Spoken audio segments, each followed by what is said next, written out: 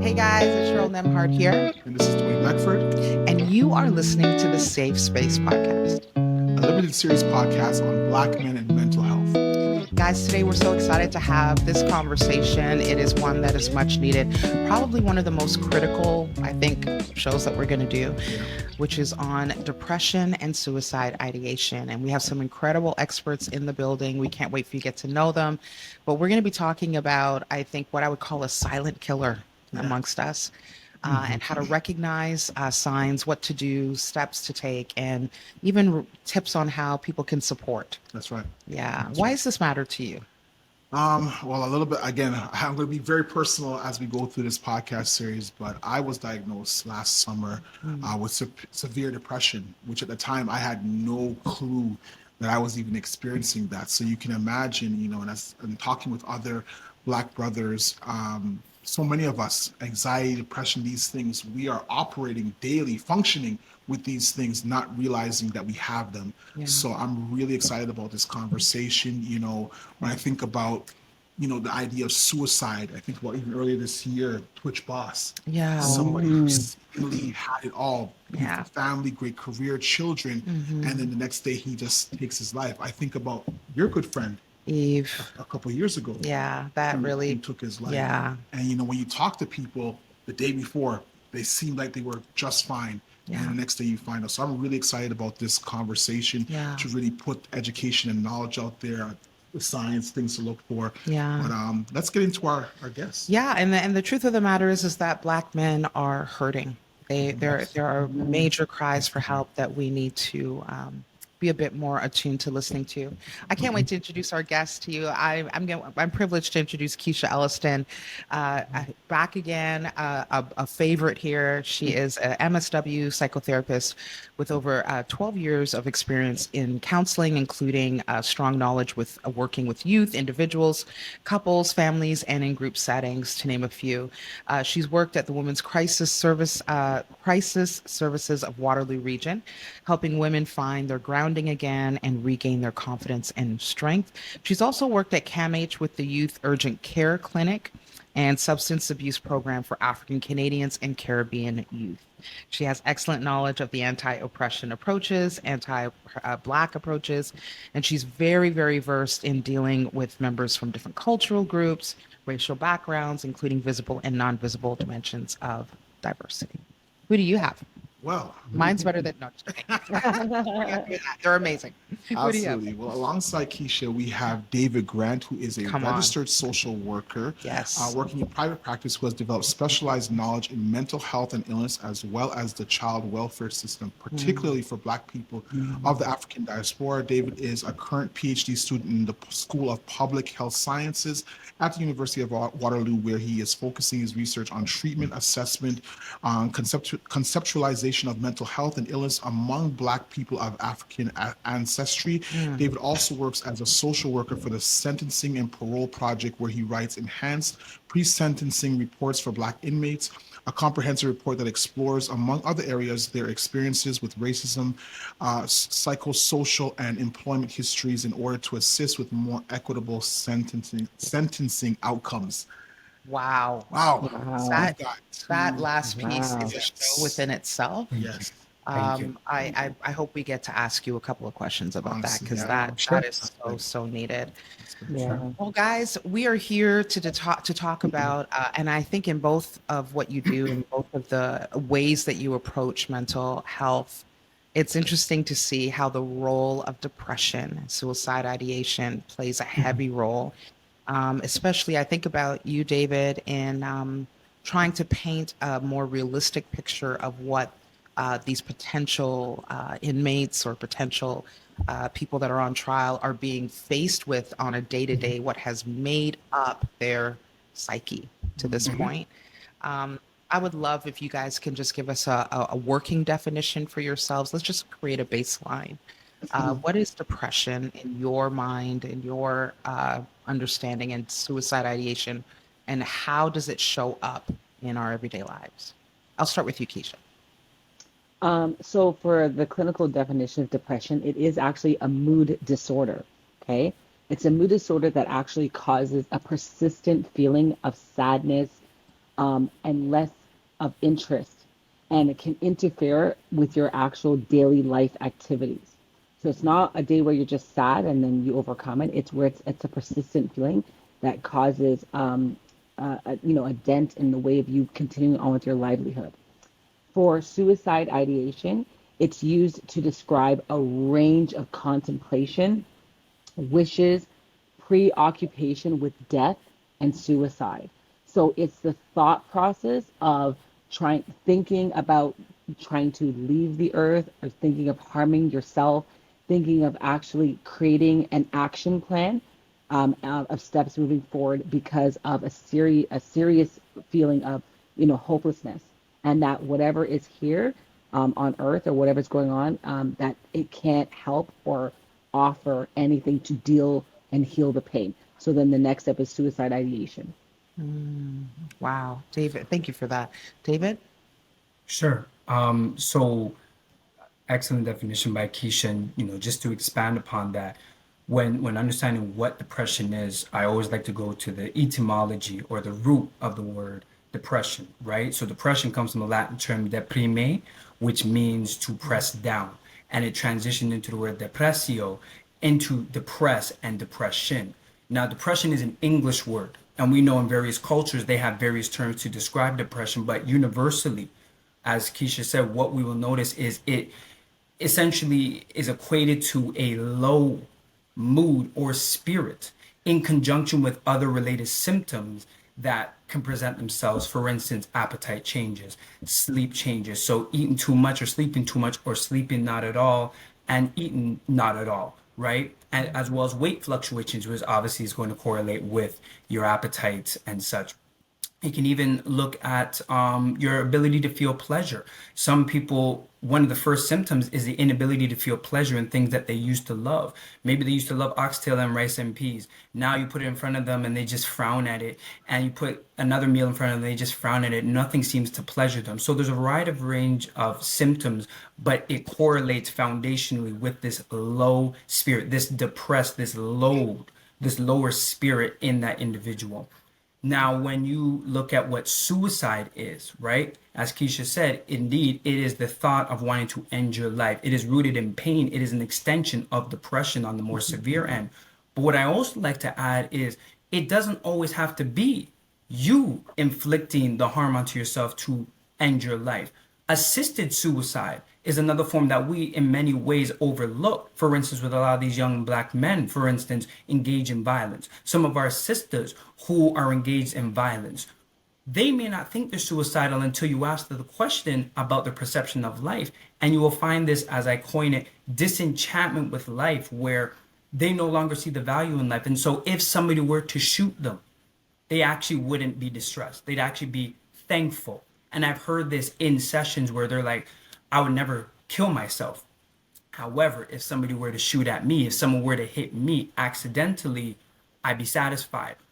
That naturally would also fall under the definition of suicidal thoughts. So what we see is this disenchantment with life, this pain that's so persistent, as Keisha said, that it gets to the point where they no longer see value in life. So I just want to make sure to add that piece, that it doesn't have to be you being the one to end your life. Just having the mentality that anybody or any concept of ending life, even if it's not by your hands, is suicidal thoughts. So good. Oh, that's a really good, to give us that depth in terms of understanding. Because as I said, even for myself, I really didn't know what depression was. You hear the words and you think you have an idea, but to be able to explain it, how that person's actually feeling, I never made that connection. So thank you for that, because it's important that we understand what the feeling is so we can better identify it. Moving along, depression and suicide ideation often go hand in hand. What are some of the most effective treatment strategies for addressing both of these issues simultaneously? Okay. I think the treatment plans. So again, there's extensive amount, and I'm sure David will touch on a bunch as well. But I think for me, what really we need to talk about is the thought process. We have to understand thoughts and understand the heaviness of the thoughts that are entering the minds. This is where we add in the piece of psychology as well. So, first of all, in order to understand suicide ideation or anything, what you would work with, if you're asking what methods, one main one would be CBT, which is called cognitive behavioral therapy. And that's a therapy, a framework that actually works with looking at the thoughts, how the thoughts impact your feelings, how they make you feel, and how those feelings translate to your actions. Because your thoughts will make you feel so low and so down that it'll make you do whatever you feel you want to do.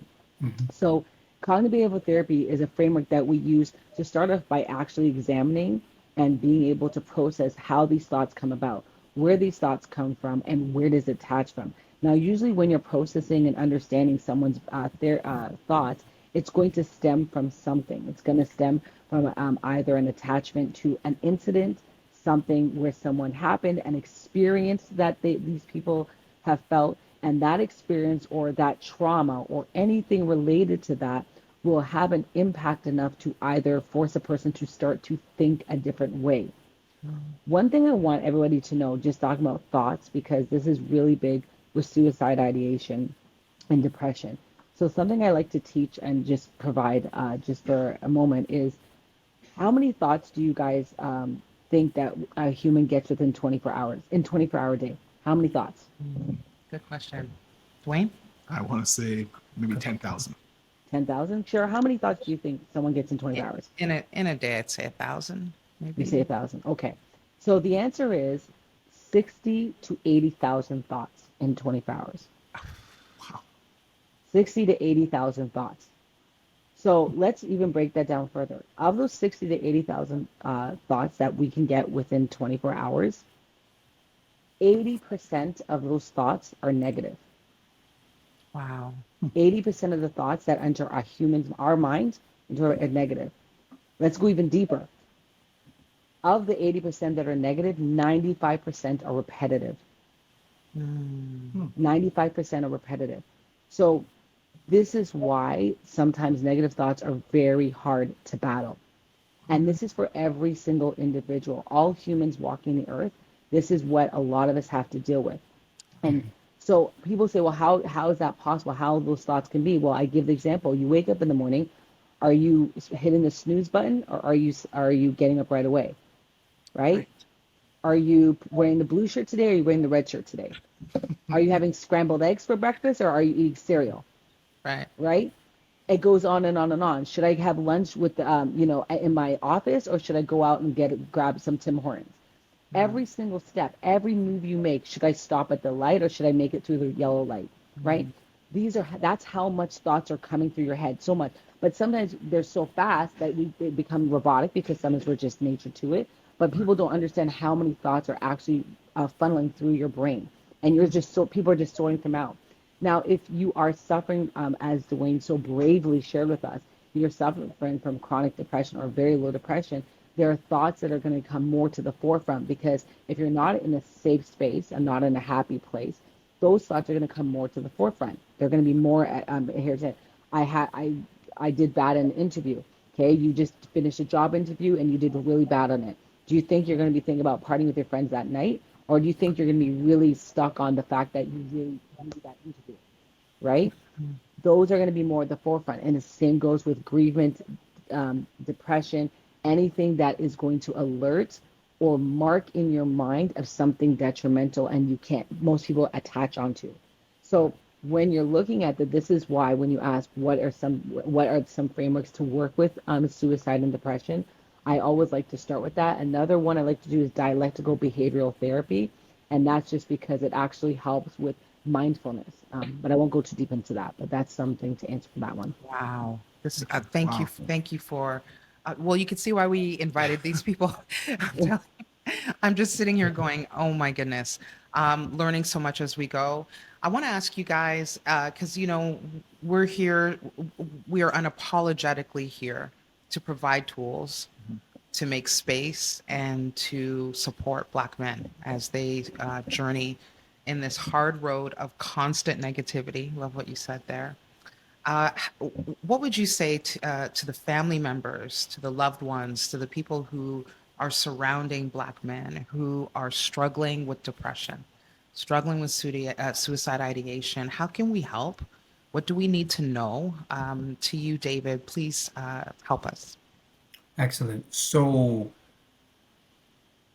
in order to answer that question, just to piggyback off of, what treatment looks like when it comes to, depression, for Black men, Black women in general, there's a significant psychological component, but there's also a biological and even physical component. And so when we're looking at, for instance, what is that individual eating? Nutrition is strongly linked to the risk of developing risk of either developing or mitigating the risk of developing depression, right? Are you eating enough fruits and veggies? Are you eating enough whole grains? Are you eating too much red meat? Not enough protein? Are you eating enough? Are you consuming enough omega-3 fatty acids? What about vitamin D? What about vitamin C? As much as there's a psychological component, sometimes we also forget about the biological, which is also related to the nutritional piece. How are we fueling our body? Because that unfortunately can almost set us up to experience early signs of depression. And then when you experience that, say, the external situations that therefore impact our psyche, that becomes even further aggravated. So as I always say in the lectures, when we're looking at the etiology or the onset or understanding the roots of a respective disease or illness, depression is one of the most complex, has the most complex understandings. So how does that relate to Black men? It's first off understanding, and I was just writing an article about this, in order to help understand, are these brothers struggling with depression? Are they struggling with suicide? Look at their social relationships, right? We as Black people, as African people, we are social people.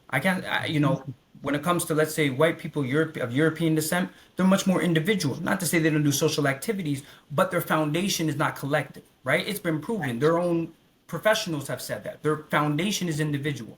Our foundation is social. So some of the first and key observations when trying to determine, is my son depressed? Is my nephew? Is my husband? Is my male cousin? Is my male basketball or football or math coach possibly depressed?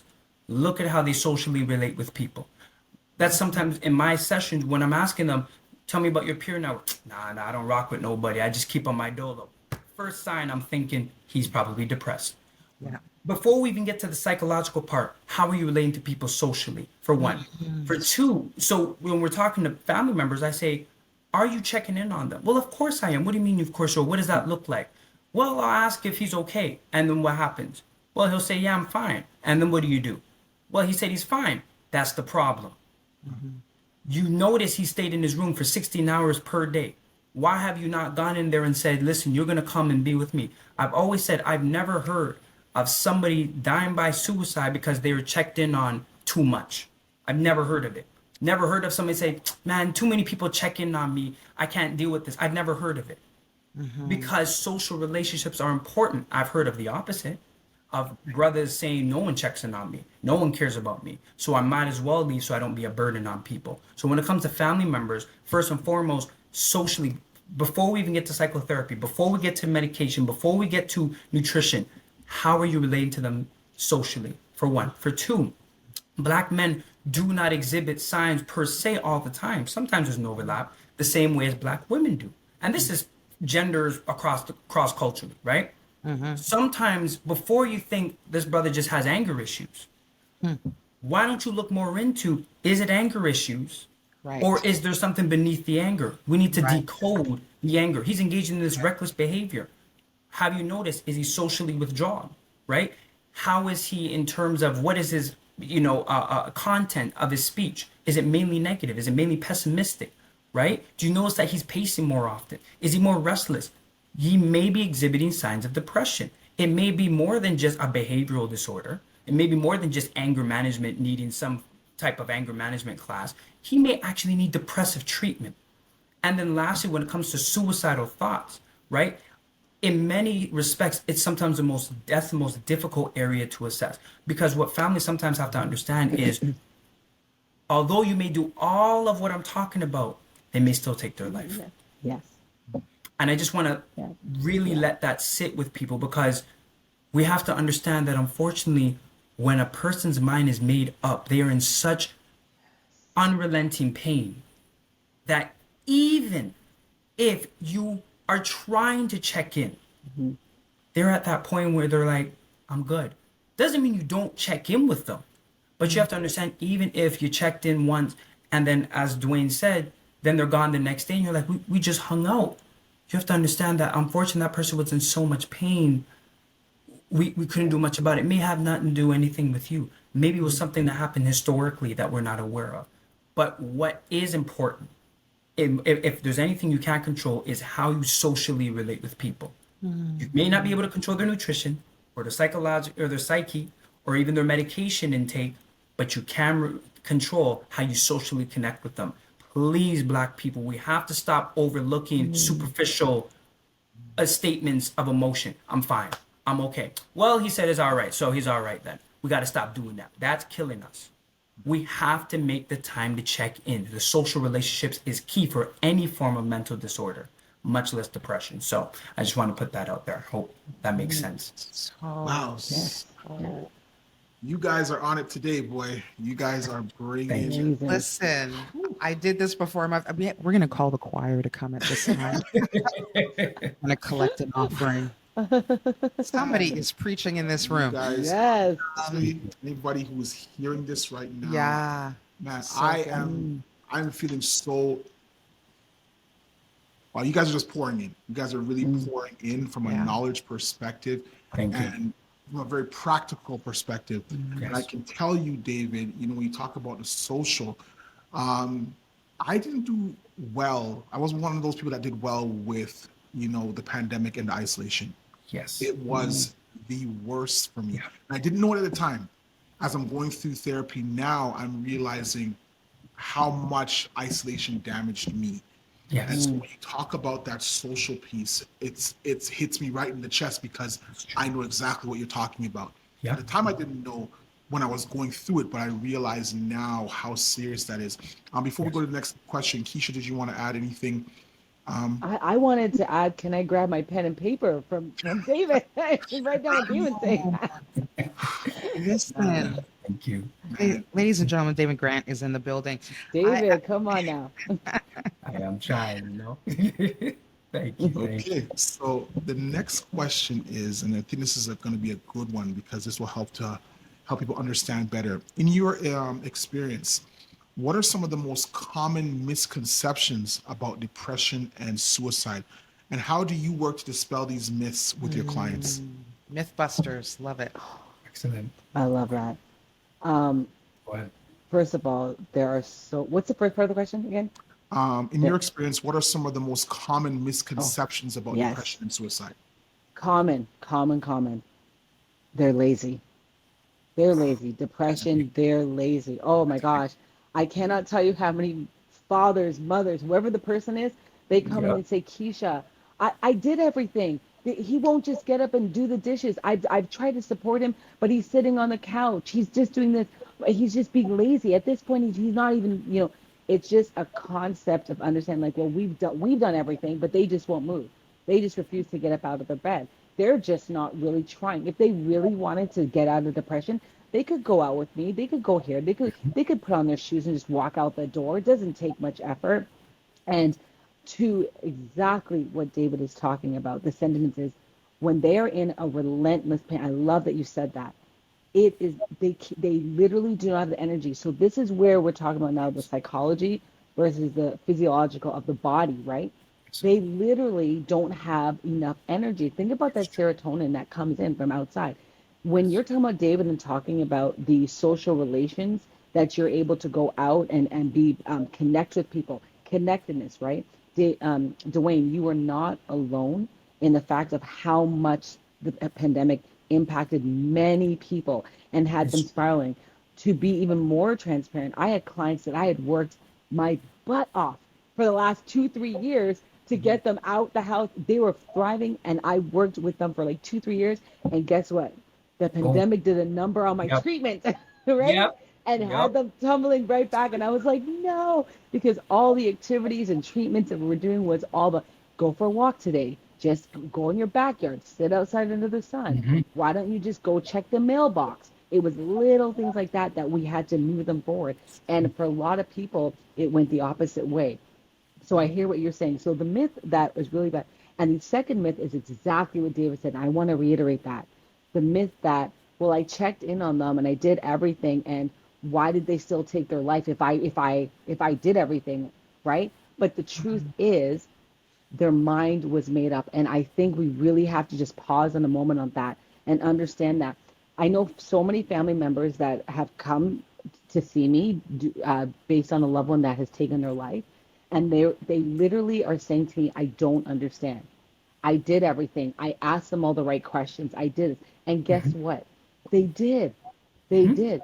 And now I have to take them through an understanding that you didn't do anything that you was out of your control. In fact, you did as much as you could. Like David said, you did all the check-ins. You tried Yes. to stay with them up in their room. You tried to, but unfortunately, sometimes their mind was already made up.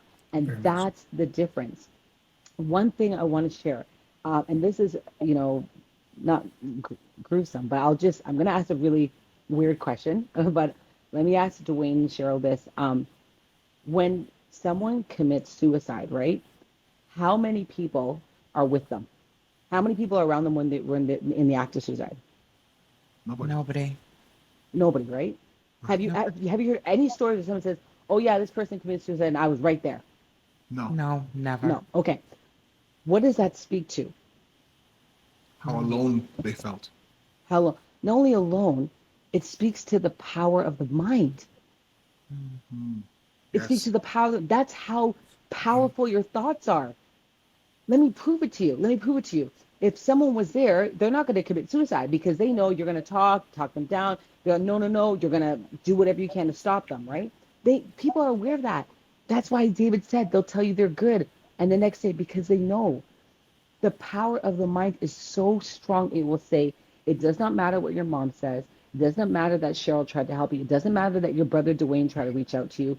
You know that there's nothing left on this earth for you. You know that that pain is so deep that nothing's going to help you. And the mind is made up and set. Now, if the mind, again, nobody's doing it to them, right? No one's there helping them to coordinate how to commit suicide. They have, by themselves, orchestrated a plan and have, unfortunately, successfully done completion, right? That speaks volumes of to how powerful your mind is. And that is why you have to focus in. Mental health is so important. That is why you have to focus in on the mind and focus in on the thoughts. Or That's why it starts from there, because the mind can tell you all sorts of things and the mind can take you to far places. It's hard to get back. very true. Yeah. Very true. So good. Yes. David, did you want to add anything? Yeah. I just I mean, as you were talking in terms of when somebody commits or dies by suicide, and who are they with? I'm like, no one. Oh shoot, you're right. No one. Right? You don't sometimes stop and think that they were able to hold it together for so long until they got to a point where they're like, okay, now it's safe to do so. Right? So I just really wanted to highlight how important, how significant that point is, Keisha. So thank you for sharing. Oh, thank you, David. No, my pleasure. And in terms of other common misconceptions, I think one, and this may make us all chuckle. Now, depression is a white man's thing, right? Oh, Depression is a yes. white people thing, right? Yes. Let's talk about Yes. it, right? That's a And you big know one. what? The irony, however, because sometimes some of us would be like, oh yes, no, it is a black people thing, but the irony though is, for the longest time, according to European thought, depression was a white people thing. Why? Because historically, you look at colonial records, you look at enslavement records, it was perceived by racist European psychiatrists and psychologists that African people lacked the intellect Yep. to even have the ability to engage in introspection, which begets depression. That depression was an elite mental condition. You follow me? So depression is a universal illness, but Europeans, in their twisted and perverted mentality, constructed depression to become an elitist. They put a class attached to depression that only certain groups had the ability to be able to experience depression. So it was almost a privilege, if you think about it, to experience depression. They said, no, African people, they're carefree because they're primitive. because we were developmentally inferior, supposedly. And therefore, African people don't experience that. Look at them singing their songs and dancing and drumming. And we have, as Europeans, the tumultuous task of trying to regulate their environmental surroundings. So they attach intelligence to a human experience. You follow me? So when Black people are saying that, before we criticize, unfortunately, they have indoctrinated this mentality. And then on the flip side, we have had to be strong for so long. Europeans, unfortunately, have been able to experience vulnerability. White people have been able to be soft. Look at white women. White women have been able to be feminine, right? Black women have always had to be strong, have always had to carry the Black man's load, the Black child's load, the white man's load, the white woman's load, everybody else's load. So when a Black woman shows vulnerability, she's actually chastised, not only by the Black man, but she's chastised even by white people. Oh, but you'll be okay, so-and-so. Look at how strong you've been thus far. We don't realize we're actually invalidating that Black woman, right? Yes. So when we're looking at the common misconceptions, it's understanding that this notion that it's a white people illness is actually very multifaceted. So I don't even criticize Black people for thinking that, even though there's the temptation to do so, because I'm like, you know what? For the longest time on one side, it was purported that way. But on the flip side, in many ways, yeah, we have been so strong. We're the strongest people on the planet. There's absolutely nobody on this planet who has experienced what we've experienced. And so, and imagine if any group experienced, they'd be crushed, right? That has been proven. And so when you look at that, it makes sense why some Black people are looking like, well, look at white people getting depressed because the lights have been turned off. Our lights have been turned off for 3 months and we're still standing strong. There's merit to that. There's merit to that. But at what cost? And unfortunately, what we're seeing, and we saw with the pandemic, is that powder keg of emotion, that powder keg of psychological disturbances is beginning to burst. Not only for Black women, but for Black men. We've been holding on for so long, for over 400 years, we've been holding on. We've been still climbing and becoming psychotherapists, becoming doctors, becoming lawyers, suffering internally. But we've been economically successful to the point where the pandemic, for instance, forced us to look into the mirror and actually face, I'm not okay. And then all of a sudden now you see this splurge of depression coming out, not because it's a new phenomenon, because we've been holding on, being strong for so long. Hence, because we thought, no, white people are the soft ones. You look in the DSM-5, it says that being of Caucasian is a risk factor to experiencing anxiety. You look at the DSM-5, you look at suicide risk assessments, one of the risk factors is to be Caucasian. I'm not lying. That goes to show that they understand that this group worldwide have the highest suicide rate, have higher rates of depression, right? So there's some merit to that. However, it doesn't mean that Black people don't experience it, but because we've been strong for so long, it becomes overlooked. So that's a major common misconception that now, after we debunk and we clarify, we can start to address, but it has merit. And the last one is, and it comes for any form of mental illness, is that having some form of experiencing some form of mental illness, actually two more, experiencing any form of mental illness, basically means that becomes your personality. So people, let's say, will look at Kanye West and say, oh, well, he has bipolar. Just because you have a mental disorder doesn't mean you don't have instances where you become a jerk. Right? Just because you struggle with depression doesn't mean we don't hold you accountable for being, let's say, mean. We understand it's part of the symptomology, irritability, restlessness, whatever it may be. It doesn't mean we don't hold you accountable for good behavior, right? The same thing goes for depression. You can be depressed. I get it. And I work with parents on that. We're like, well, he's depressed. And so I'm like, doesn't mean you enable him. I know he's depressed. But if he mouths off to you, that doesn't mean you allow that to occur.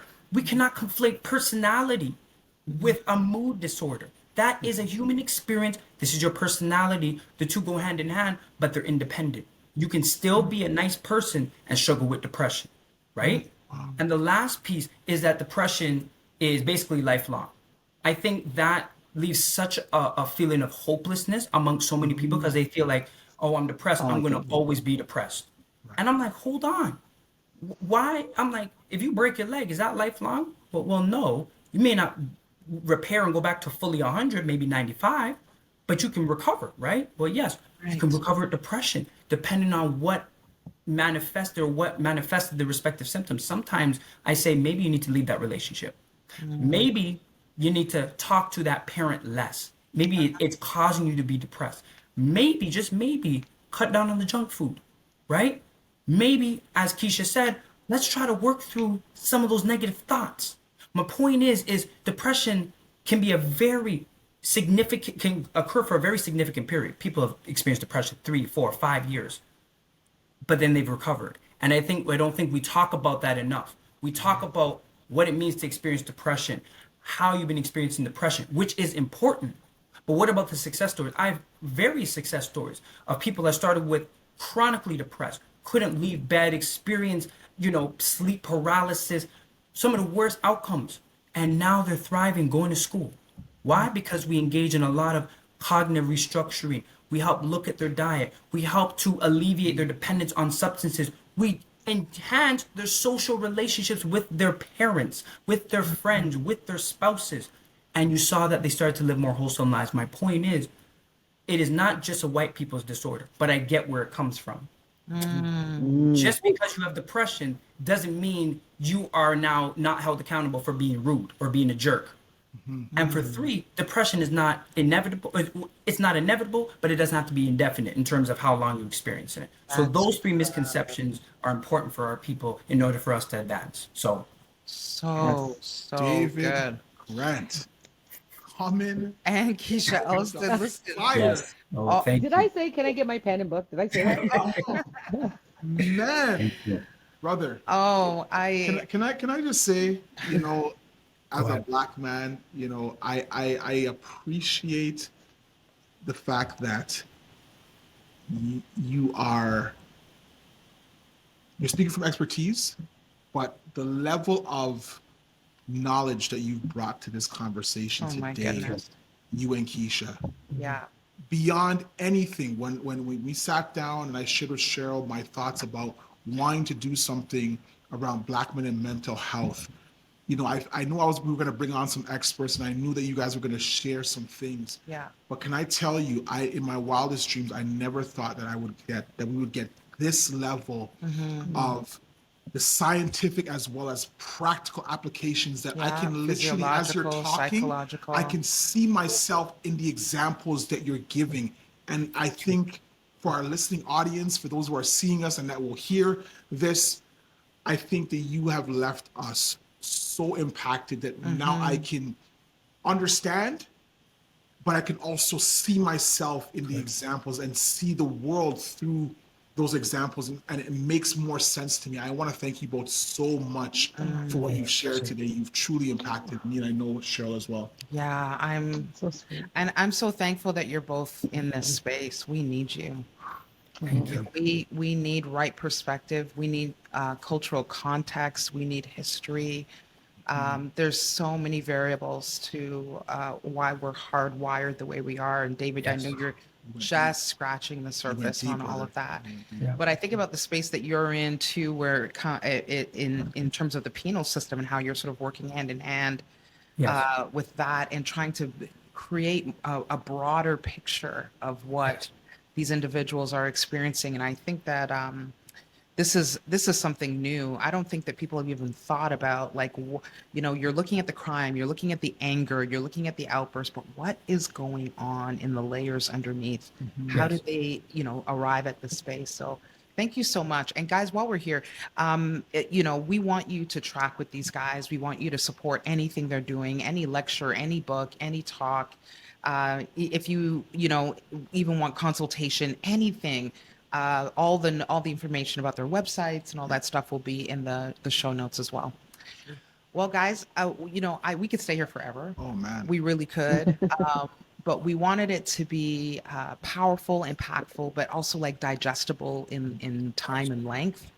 So let me ask this question. Our podcast is called the Safe Space Podcast.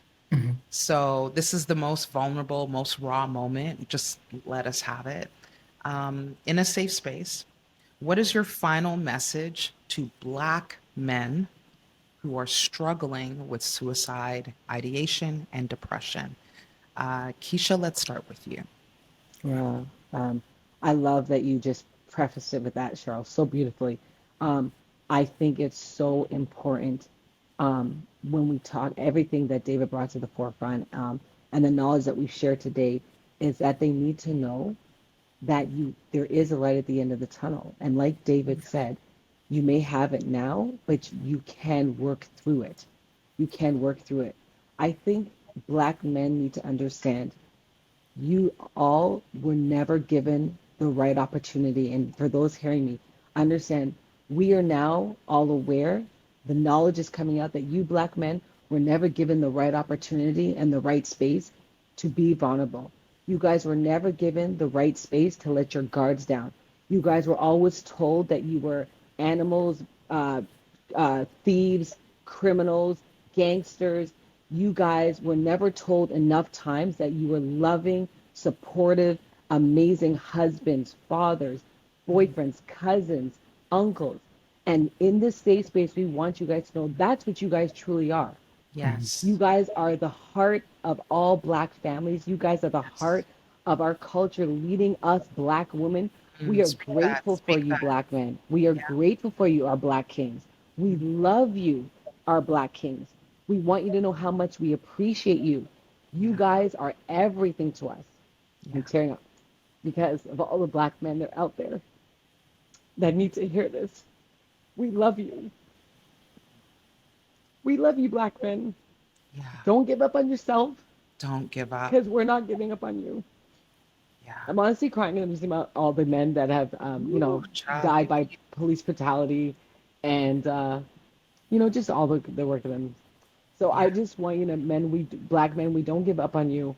We love you. We're here for you. Don't give up on yourself. Yes. So good.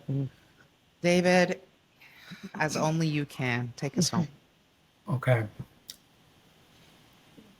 Black men, as Keisha so beautifully and so eloquently asserted, you are the other half of the family. We know the Black woman. We know the generations of Black women, from daughter to great grandmother. But unfortunately, there's been a stop, sometimes starting with the Black son. We need you at the other levels because the sisters can't do this on their own. And so I know you're struggling. I know it feels hopeless. I know it feels pointless because you feel like every effort you want to make, the white man, whether it's literally or colloquially speaking, seems to stop your path. You feel too much pressure from the women in your life, even if it's justifiable. You feel too much pressure from the children in your life, even if it's justifiable. You feel too much pressure from your respective environment as a community, your work environment, your school environment. We understand that Black boys are hammered down from, unfortunately, kindergarten all the way up into adult years. We know, however, we need you. Just to reiterate what Keisha said, we need you. We, as Black people, unfortunately have, yes, been through so much and we have come out on top. And if there's any words of constellation to help you keep going, is that what you're feeling now, our ancestors were feeling during that time. And they were in such unrelenting pain. And they found it within their spirit. And sometimes that's what you have to look to. Sometimes it's not solely looking externally, but actually looking internally and trusting your spirit and really going to that most vulnerable place. Black men, it is okay to be vulnerable, right? It is okay to be vulnerable. The one who taught you it wasn't okay to be vulnerable was the person that enslaved you, was the person that colonized you, was the person that continues to oppress you currently. This is not just anecdotal. This is historical facts. Before the white man, African men cried. Matter of fact, they were proud of crying. You know why? Because biologically speaking, they were removing the toxins from their body. Black men, are you a human being? Don't you want to reclaim back your humanity that the white man destroyed, that tried to destroy from you? And part of being a human being is experiencing emotion.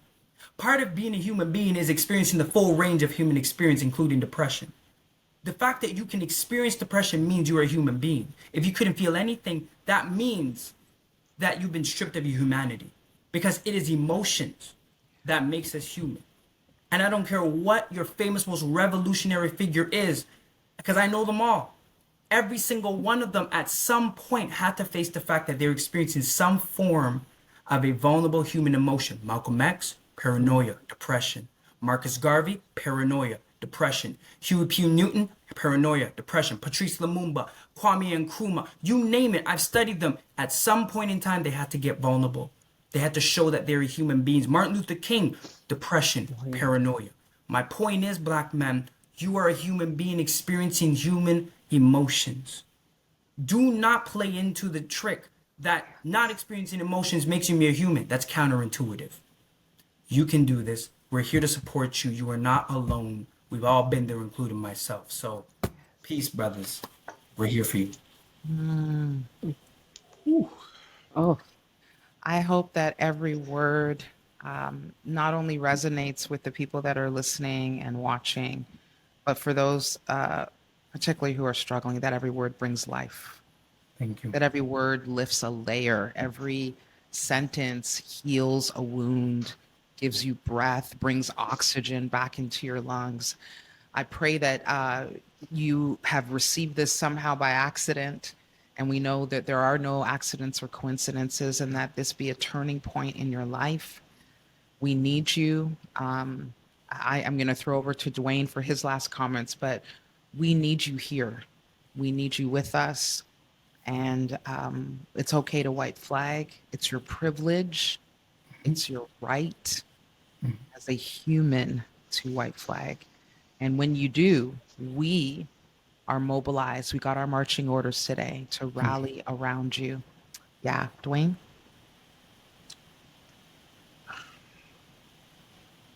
This was therapy for me today, guys.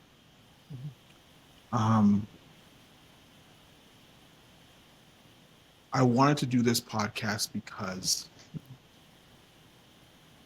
I'm always around Black men and we're always sharing. I've been blessed with a circle of Black men that I can share with, that I can be vulnerable with. And I knew how important this was, not just for Black men, but for myself personally. And today, this episode for me, this is the one. This is the episode for me that really just, I feel heavy, but I feel like I walk away empowered that it's okay, that what I'm feeling is not wrong. Right. And I come away feeling like I'm entitled to feel what I'm feeling. I'm entitled to the emotions. I'm entitled to the pain, all of it. And I'm even more inspired to do the work to heal. You validated for me what I'm going through. I want to thank you both personally from the bottom of my heart. And I know that this will be the episode that a lot of men will probably reach out and say, D, that depression, suicide ideation episode, that was the one. Yeah, most shared, for sure. I already see that. Most so shared. thank you. Thank you. Keisha. I appreciate you so much, my friend. Thanks, David. We just met, but I already know we're going to be friends. I'm going to stalk you. Don't get scared. Go right ahead. Go right ahead. For sharing your knowledge, your wisdom, Yeah. for taking us on a historical journey, because it's often said you can't know where you're going if you don't know where you're coming from. And you dropped some historical knowledge that I'm sure most people had no clue about. Yeah. And so I'm gonna be listening to this episode over and over again just to go back on some of the things that you pointed out. So thank you both so much. Thank you. Yeah. Thanks for being in the safe space, guys. appreciate you guys. Pleasure to be here. Yes. Blessings. No, honestly.